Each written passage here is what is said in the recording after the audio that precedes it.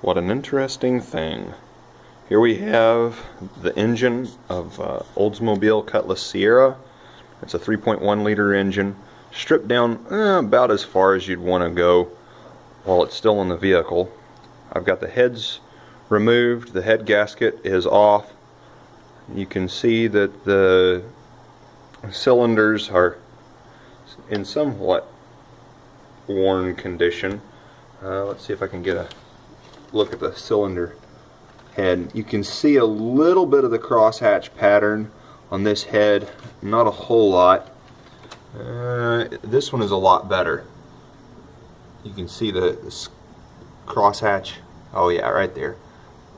It's okay, but you can definitely see that it's starting to wear a little bit. The reason I pulled it apart was because I had oil and antifreeze mixing together, and I discovered it was the intake manifold gasket. There's two of them on this thing. There's an upper and a lower, and it was the lower one that was leaking. The upper one doesn't have a water jacket running through it. So anyway, that's the engine. All kinds of parts and pieces I had to pull out of the way to get to it. And I still have the exhaust manifold on the right side of the engine attached. Well, it's not really attached, but it's still inside the vehicle. I pulled it totally off on the left side. It was a lot easier that way.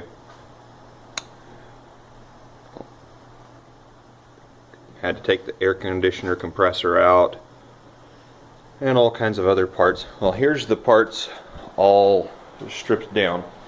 Here's the left head right here, and this one was in the probably in the worst condition because the antifreeze was able to get to it a little easier. This is by far going to be the easiest spark plug job I have ever done, if you consider I'm just changing the spark plugs, but everything else a little more difficult.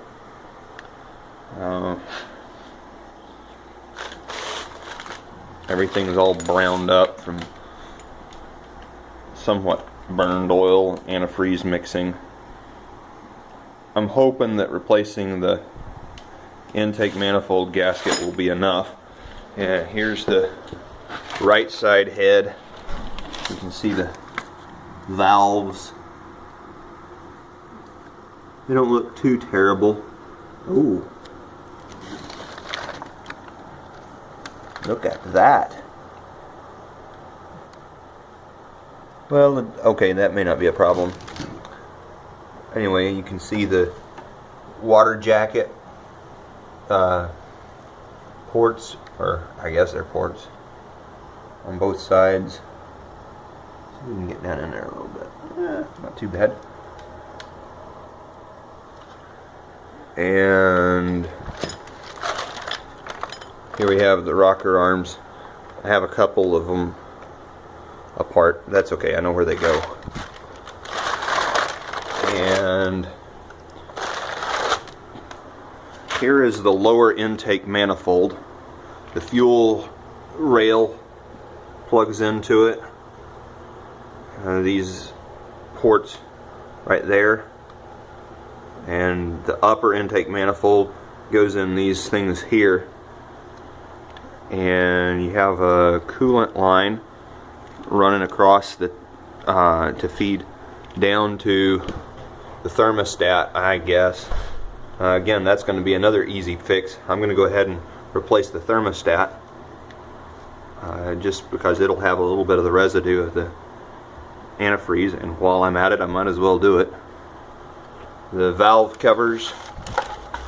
Here's the rear valve cover, or well, not really rear, but on the left side. And here's the, that was the right side. Here's the left side. The push rods.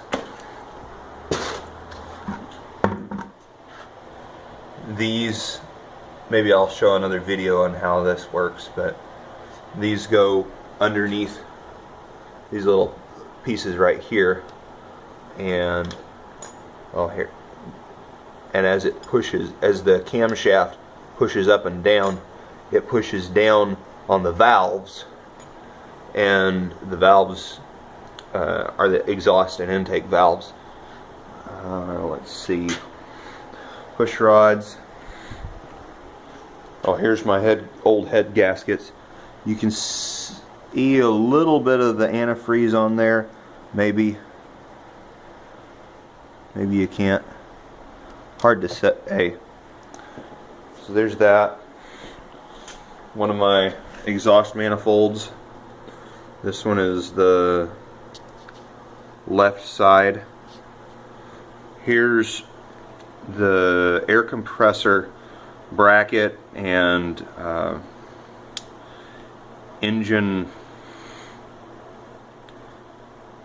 Oh, I want to say bung, but that's not exactly right. That's where the engine, I'll call it a bung because I can't remember what it's actually called. That's where it goes. This piece was kind of interesting trying to get apart. Wasn't too bad, but it was a little bit annoying. And there's the air conditioning compressor. Maybe one of these days I'll actually get my air conditioning working, but we'll see. If the repairs on this vehicle aren't that great, there's no sense in replacing the air conditioner. Here is the exhaust crossover pipe linking the left side of the engine with the right side. Here is the left side exhaust shield. Actually goes with this. Here is the alternator. Strangely enough, I'd never heard it called this, but it's also called a generator, which makes sense because that's what it does. It generates electricity. And the alternator bracket, or generator bracket. And okay, yeah, here's some of the fun stuff. Oh, great. I don't even know what this is called. It's got a vacuum tube hooked up to it, but yeah. Here is the, well, here's the PCV valve, and it's actually decent. You can probably hear it rattling. And the vacuum line that goes to it.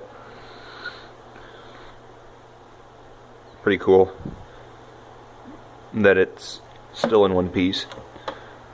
This right here is the ignition control module, I think that's what it's called. All the spark plugs hook up to it.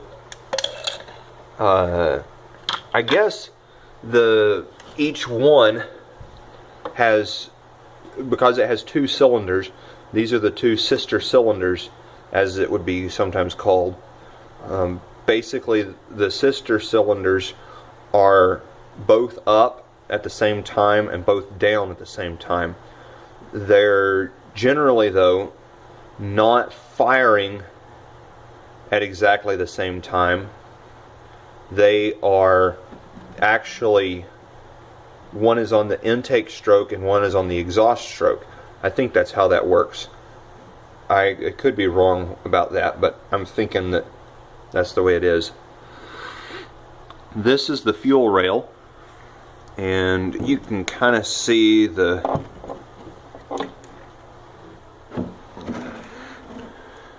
fuel injectors. Let's see if I can get a good close-up.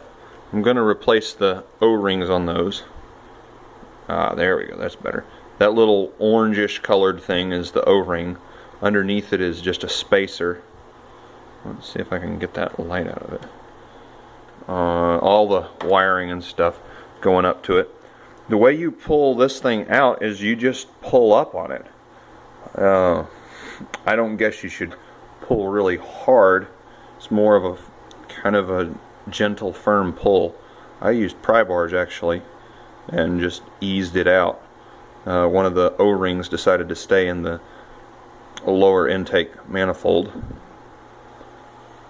And there's the electrical connector. That's going to be a fun job trying to remember to get all the electrical connections hooked up correctly. These are all the bolts for the upper and lower intake manifolds. I actually decided to put them in order. Not that they really have to go back in order. This piece here is interesting. I don't really like it. Oh, that's why it was so hard to get off. It's got red Loctite on it. I guess you can probably see that. And that wasn't any good. These two ports go to the throttle body, and it's really strange. I've never heard of that being done before, but this piece right here plugs into the thermostat housing, and these two have hoses running off of them to go into the throttle body. There's a jacket inside this throttle body. It's a real small one. I'll probably show it. Yeah, I'll show it to you in a minute. But I actually had one of the hoses that was hooked up to this leaking on me, and it would only leak when it was hot. And so it never puddled up. Of course, also I had the antifreeze leaking into the engine block, which through the intake manifold gasket. This is the heater hose, and which explains why these lines never really messed with anything until it was hot enough. The thermostat opens and the coolant flows through these. At least that's the way I think it works. Okay, here's the intake manifold gasket, and these two little holes is where the two lines are. The antifreeze is flowing through them. Let me show you the throttle body real fast. Okay, here's the throttle body, and the two ports for the coolant are flowing right in here.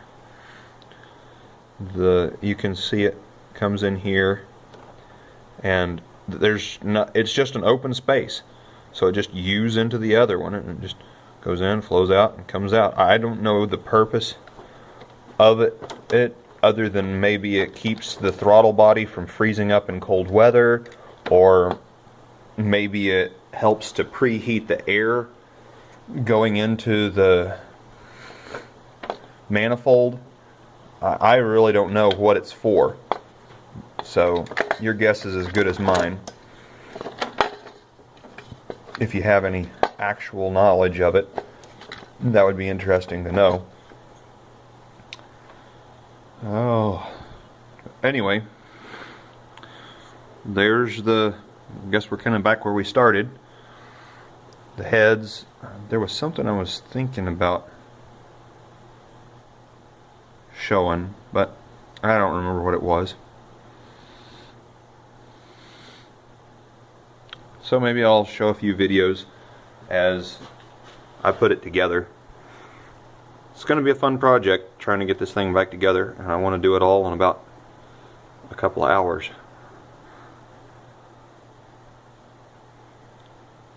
EGR valve sitting up there. Kind of interesting for an EGR valve. Definitely different from what you'd find on a 95 E350. But it's an EGR valve nonetheless. And let's see if there's anything else interesting.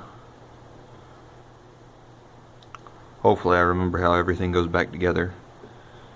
This is the EGR valve exhaust line, or whatever it's called, exhaust pipe. Well, anyway, that's the engine.